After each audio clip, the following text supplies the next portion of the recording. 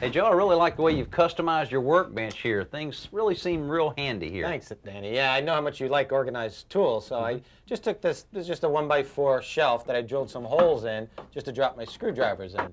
And I put the taller ones in the back and the shorter ones in the front just so you can see them more easily. And I took that same basic idea of drilling holes in shelves for other storage ideas. Okay. Here I just drilled a hole in the corner of the shelf because I noticed working at the bench, you never seem to have light right where you need it. Right. So I had this old desk lamp.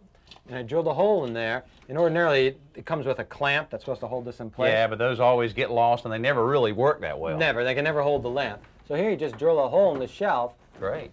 And that holds it right where you need it. And then you can really move this around anywhere you need to as far as focusing it on any work you're doing. So that's perfect. Great idea. Then, again, that same idea of drilling a hole in the shelf I use to help with glue storage. Okay. You know, when you're using glue and you only have half a bottle, especially Yeah. when it's cool out and the glue's not flowing very smoothly, you know, you have to shake it or wait a while for the glue to come down to the tip. And here at the workbench, you use a lot of glue like that. This is the perfect place to keep it. So, again, the solution is to drill a hole in the shelf.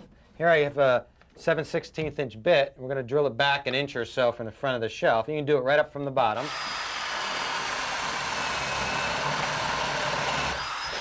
Kind of splinters up the shelf a little bit, but that's all right. And then you just store the glue upside down.